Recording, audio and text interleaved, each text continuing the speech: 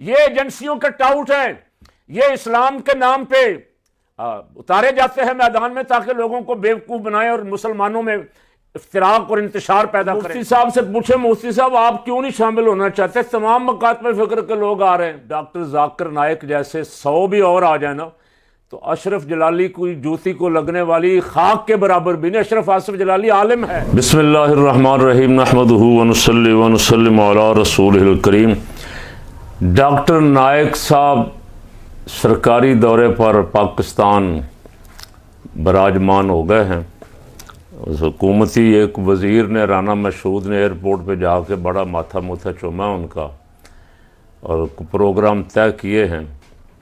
گزشتہ روز میں نے ایسے اشارے کیا تھا کہ باقاعدہ بلایا گیا ہے سیاسی جلسوں سے توجہ ہٹانے کے لیے، عوام جو بے چین ہے اس وقت نکلنے کے لیے، یہ خیال کر کے کہ ایک بہت بڑا مبلغ ہے اور دنیا اس پہ مرتی ہے، اس کو بلائیں تاکہ لوگوں کی توجہ ادھر ہو جائے۔ تو ایک تو یہ غلط فہمی دور کر لیں کہ یہ بہت بڑا مبلغ نہیں ہے، بہت بڑا گستاخ ہے جس نے رسول پاک صلی اللہ علیہ وسلم کی بے ادبی کی ہے۔ مجھے کئی بندے نیچے میسج وغیرہ کرتے رہتے ہیں، او جی چھڈو جی، اسلام دی خدمت کر رہا ہے نا، اسلام دی خدمت۔ تو جو رسول پاک صلی اللہ علیہ وسلم کا دامن اطہر چھوڑ کے یا حضور کی توہین کر کے، بے ادبی کر کے یا حضور کو کم تر کرنے کی کوشش کر کے، معاذ اللہ کر تو نہیں سکتی کوئی دنیا کی، لیکن اپنی طرف سے کوشش کر کے توحید بیان کرتا ہے، ایسی توحید اللہ کو مقبول نہیں ہے، وہ ایسی توحید کو پسند ہی نہیں کرتا۔ قل هو اللہ احد، اس نے اسی لیے کہلوایا کہ پہلے آپ محبوب آپ کہیں، جو توحید آپ بیان کریں گے وہ مانے گا تو ایمان والا ہوگا، ورنہ لا الہ الا اللہ کہتا رہے ساری زندگی، الٹی ٹانگیں کر کے بھی توحید بیان کرتا رہے نا تو رب کو وہ توحید منظور ہی نہیں۔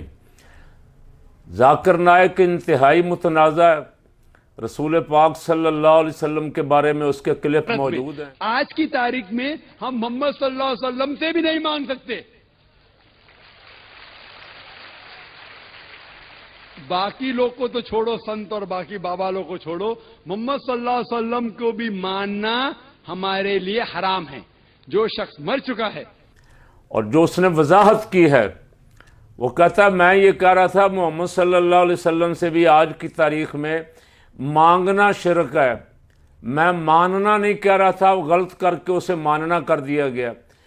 تو میں اس سے سوال کرتا ہوں کہ آج دنیا کا جو مسلک والا بھی ہو، جب روضہ اطہر پہ جاتا ہے تو جا کے سلام عرض کرنے کے بعد اسألک الشفاء یا رسول اللہ، حضور میں آپ کی شفاعت مانگتا ہوں، آپ کی شفاعت کا سوال کرتا ہوں۔ تو پھر ذاکر نائک کے بقول تو ساری امت مشرک ہوگی، اکیلا ہی ایک موحد رہ گیا۔ باقی جو بڑے بڑے پروگرام آپ دیکھتے رہے ہیں اس کے ٹی وی پہ، پیس ٹی وی پہ اور سوشل میڈیا پہ، یہ سب معاملہ طے شدہ ارینج ہے، دیہڑی دار بٹھا کے یا مجمع اکٹھا کر کے یا 2 نمبری کر کے مجمع بڑا دکھا کے اور 2-4 بندوں کو سوال دے کے کھڑا کر کے سوالوں کے جواب دے رہا اور بہت بڑا نامور ہے۔ جو بندہ اسلام کی ابتدائی تعلیمات سے، بنیادی عقائد سے ہی واقف نہیں ہے، وہ مبلغ کہاں کا ہے؟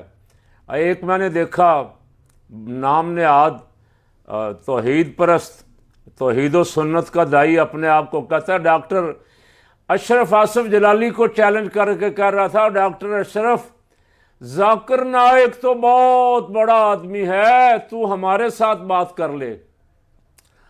تو میں اس سے کہتا ہوں ڈاکٹر ذاکر نائک جیسے 100 بھی اور آ جائیں نا تو اشرف جلالی کوئی جوتی کو لگنے والی خاک کے برابر بھی نہیں۔ اشرف آصف جلالی عالم ہے، اشرف آصف جلالی فقیہ ہے، اشرف آصف جلالی حضور کی عزت پہ، ناموس صحابہ اور ناموس اہل بیت پہ پہرا دینے والا ہے۔ ذاکر نائک کی اس کے سامنے کیا حیثیت ہے؟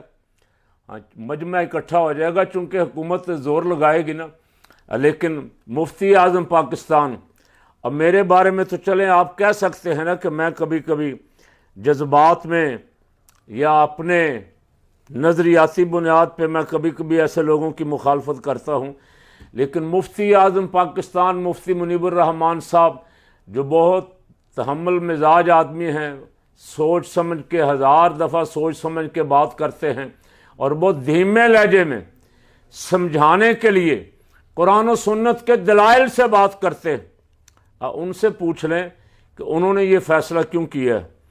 انہوں نے یہ فیصلہ کیا، یہ میں پڑھ کے سنا رہا ہوں، آج یہ انہوں نے جاری کیا ہے، ان کے سیکرٹری نے۔ آج اہل سنت ایگزیکٹو کونسل کا اہم اجلاس منعقد ہوا۔ اس میں مورخہ 7 اکتوبر 2024 کو فلسطین سے اظہار یکجہتی اور اسرائیلی مظالم کی مذمت کے لیے منعقد کیے جانے والے تمام مکاتب فکر کے سرکردہ علماء اور دینی جماعتوں کے قائدین کے مشترکہ قومی اجتماع میں ڈاکٹر ذاکر نائک کو بطور مہمان خصوصی بلانے کی سخت مذمت کی گئی، اور یہ فیصلہ کیا گیا کہ اس قومی اجتماع میں ڈاکٹر ذاکر نائک کی شرکت کی صورت میں مفتی اعظم پاکستان مفتی منیب الرحمان صاحب سمیت اہل سنت و جماعت کے قائدین شریک نہیں ہوں گے۔ ترجمان مفتی اعظم پاکستان مفتی محمد عابد مبارک المدنی، صدر تنظیم المساجد اہل سنت پاکستان، یہ آج انہوں نے سوشل میڈیا پہ پیغام ڈال دیا ہے۔ تو مفتی صاحب سے پوچھیں، مفتی صاحب آپ کیوں نہیں شامل ہونا چاہتے؟ تمام مکاتب فکر کے لوگ آ رہے ہیں۔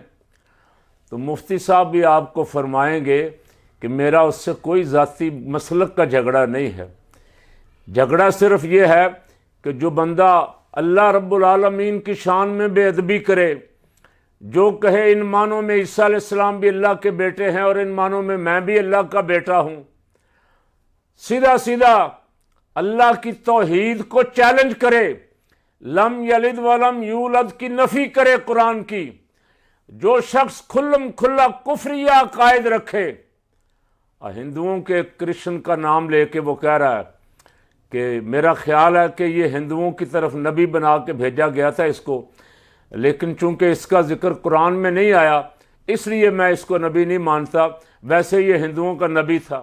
یا شری کرشن یا شری رام کیا پیغمبر ہو سکتے ہیں خدا کے؟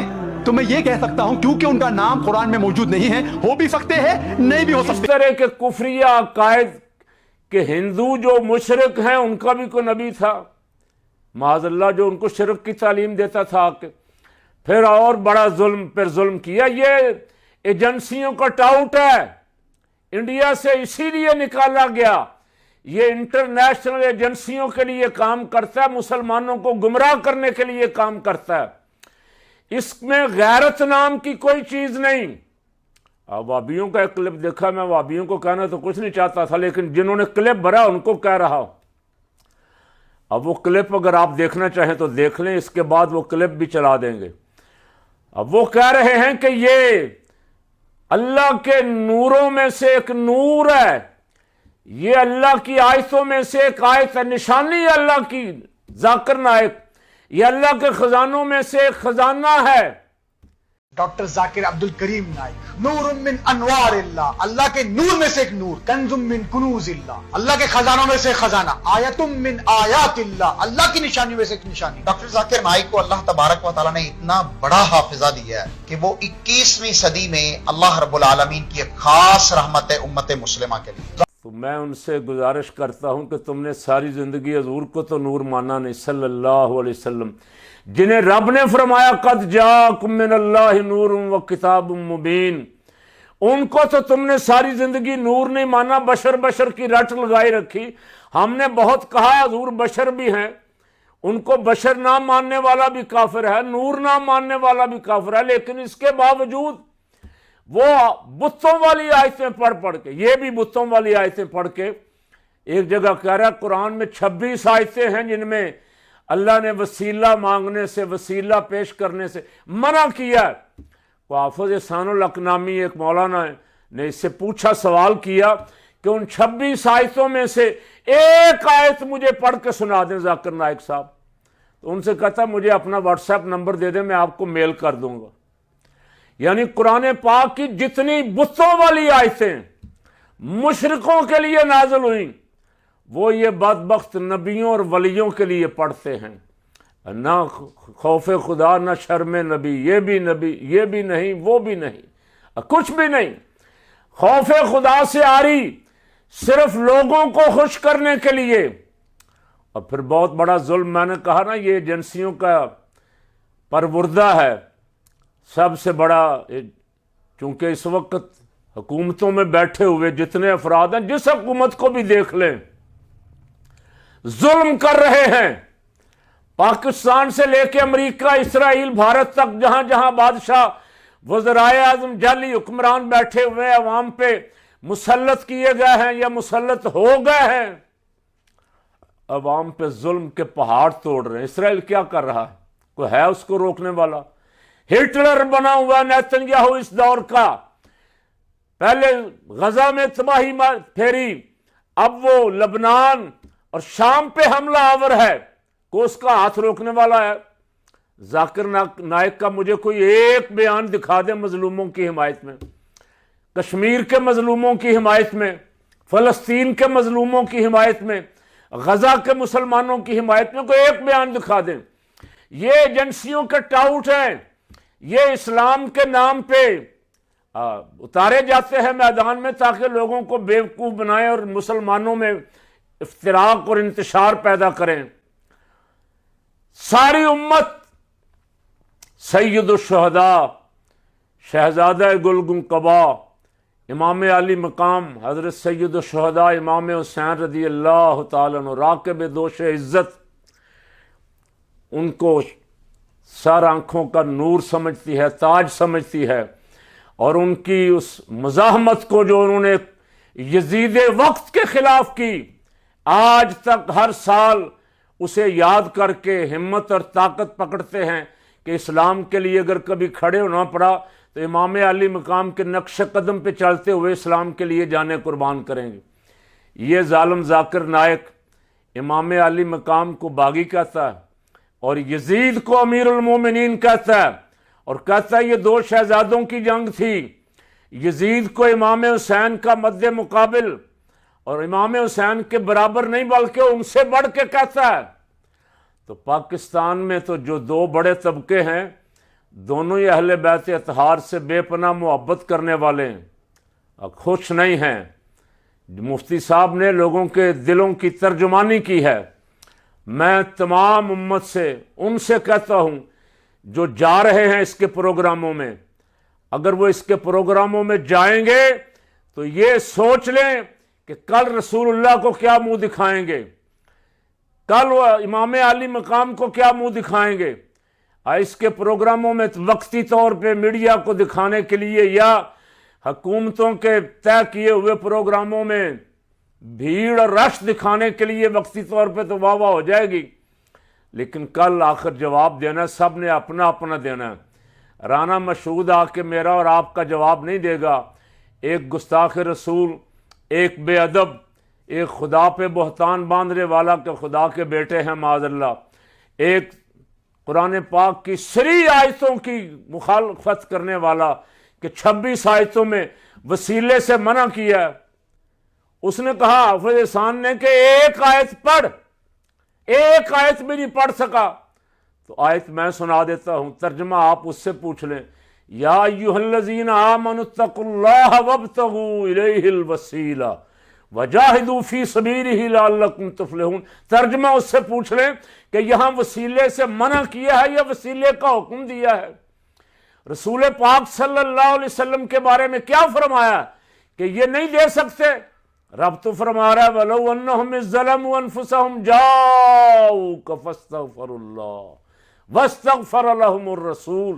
اور یہ حکم قیامت تک کے اہل ایمان کے لیے جو اپنی جانوں پہ ظلم کر بیٹھیں۔ آج بھی روضہ پاک پہ یہ آیت مبارک لکھی ہوئی ہے حاضر ہونے پہ۔ تو میں سب سے ایک تو مفتی صاحب کو خراج تحسین پیش کرتا ہوں، ڈاکٹر محمد اشرف آصف جلالی صاحب کو جنہوں نے اس مردود کو چیلنج کیا اور یہ ان کا چیلنج قبول کرنے سے بھاگتا پھر رہا ہے۔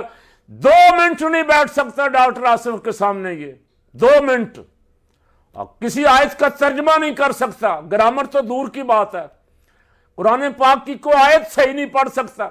یہ پروپیگنڈا کرے، بہت بڑا مبلغ ہے جی، بہت بڑا مبلغ ہے، اور شکل دیکھ لیں، شکلوں پہ پتہ لگ جاتا ہے تبلیغ کا، شکل پہ نوست پڑی ہوئی ہے، لعنت پڑی ہوئی ہے، شکل سے پتہ لگ جاتا ہے کہ یہ مردود رسول اللہ کے نور کا منکر ہے۔